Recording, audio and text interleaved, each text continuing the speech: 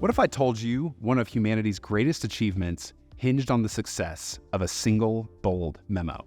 In the 1960s, during the height of the space race, John F. Kennedy set an ambitious goal to land a team on the moon and return them safely before the end of the decade. Engineers, scientists, and astronauts were tasked with creating two crucial components: the lunar module to execute the moon landing, and the command module to facilitate orbit and return to Earth. Confidence was high, but they were overlooking a critical issue. Each of the modules was developed by separate, independent teams, and when they started testing, the modules didn't work together, and it put the entire mission at risk. But in 1963, George Mueller, NASA's newly hired deputy administrator for manned spaceflight, made a courageous but controversial decision. Mueller released a bold memo, bringing the separate teams together and calling for what he termed an all-up testing philosophy.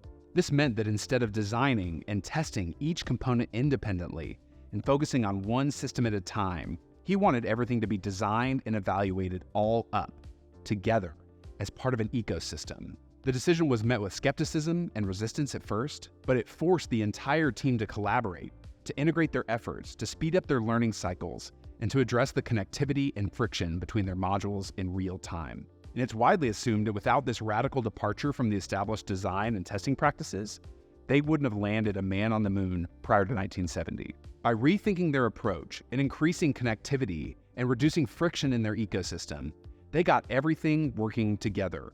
They adapted to new challenges and new needs, and they secured the best path to execute the mission. And on July 20th, 1969, the Apollo 11 team successfully landed on the moon and returned the crew safely to Earth, proving the success of the all-up approach and reinforcing the need for better collaboration in planning and execution. So what does Apollo 11 have to do with sales today? Running a sales organization can sometimes feel like we're back in the space race. We're given ambitious revenue targets, we're up against intense competition, we're facing rapid market changes.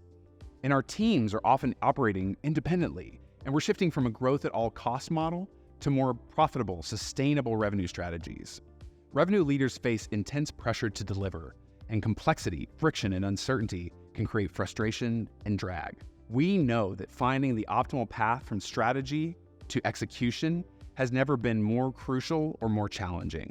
And we've been working with revenue leaders to understand the core hurdles to success and to address the friction points in our ecosystems that put our revenue targets at risk. I recently spoke with a chief revenue officer named Maya, who began sharing her experience rowing competitively. And she described this time when her team was gearing up for the biggest race of the season, and their coach had devised a new racing strategy to improve their performance. But putting the plan into practice threw everything off. The rowers couldn't sync up their strokes, communication was jumbled, and the boat completely lost its rhythm and balance.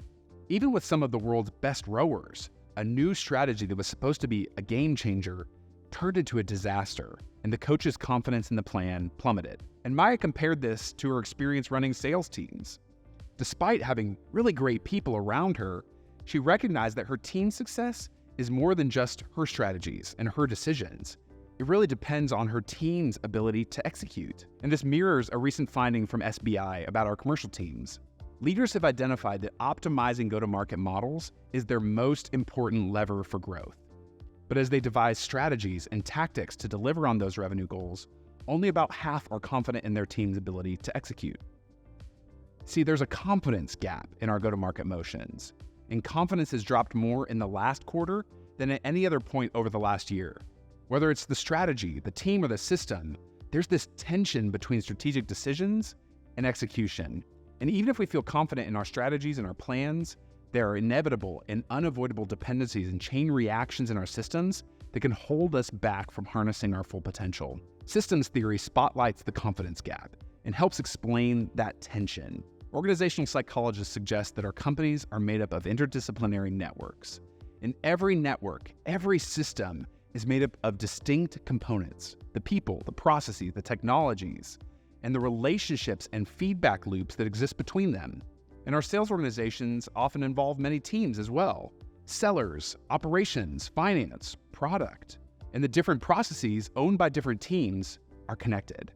Establishing targets, developing go-to-market strategies, setting and distributing quotas, aligning and balancing territories, motivating and incentivizing sellers.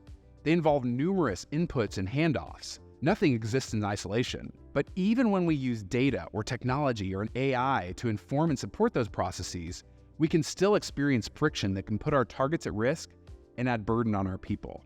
So how do we best identify and minimize that friction and close that gap between our strategy and our execution, and take a more proactive approach to harnessing the chain reactions in our ecosystem to improve the execution of our go-to-market teams? Well, Maya continued to share a more recent and tangible situation with me that helped me see even more clearly into her experience.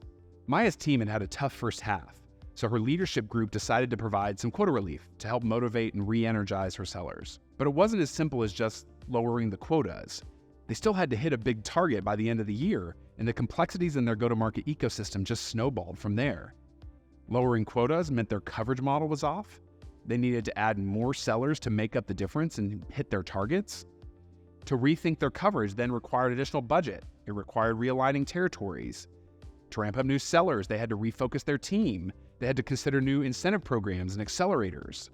It required time they didn't have, unintended complexity in their models, and significant unplanned costs. One way to think about the ripple effect of change is to think of these exchanges in our organizations as thin or thick crossing points. Thin crossing points are the seamless exchanges, seamless handoffs in our internal systems, while thicker crossing points require deeper, more complex exchanges and more time and effort. Thin crossing points reduce friction, they make us more efficient.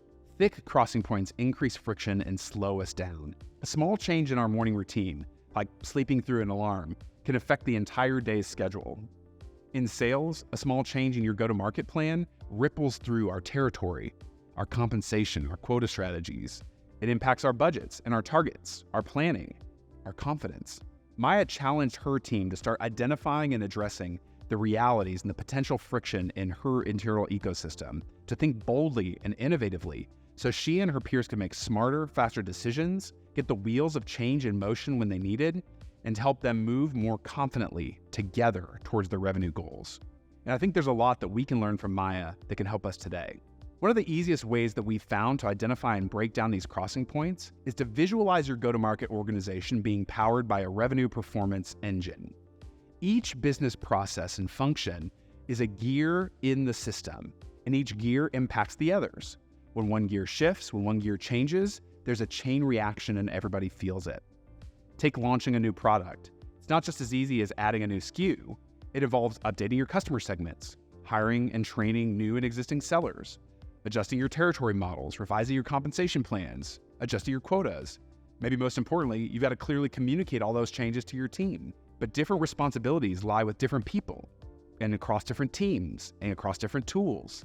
And as we make tweaks here and there, the gears turn and they turn. We need to be able to identify and minimize friction in our revenue performance engine to make our exchanges and our handoffs more efficient and more effective, and close that gap between strategy and execution. Thin crossing points help us move from friction to flow, to respond quickly to change, and to design more resilient go-to-market strategies. So how can you take action? How can you identify and address the realities and potential friction in your revenue performance engine today? Well, first, it starts with engaging your team. Bring all the relevant team members together to understand the challenges, the opportunities, and to consider the implication of your status quo. The best way forward is to foster a culture of curiosity, collaboration, and accountability to identify and address friction points inside your organization. Then, you can map your engine. Work with your team to identify each business process and function as a gear in your ecosystem. Document the journey, the flow of activities, the processes, and the people, and pinpoint where exchanges occur. Consider 2 to 3 real-world scenarios as a starting point, like your annual planning process before the start of a new fiscal, or changing a quota mid-year, or introducing a new product to market, and then start to play out that chain reaction. Next, you've got to assess your gears. Ask the hard questions. Ask how well each gear is functioning. Identify where processes slow down or get stuck. Focus on where there might be friction or thick crossing points, and quantify the pain that you're experiencing today. How does this really hurt or limit our output? How does it limit our strategy and what we want to do versus what we're able to do? How does it affect our people?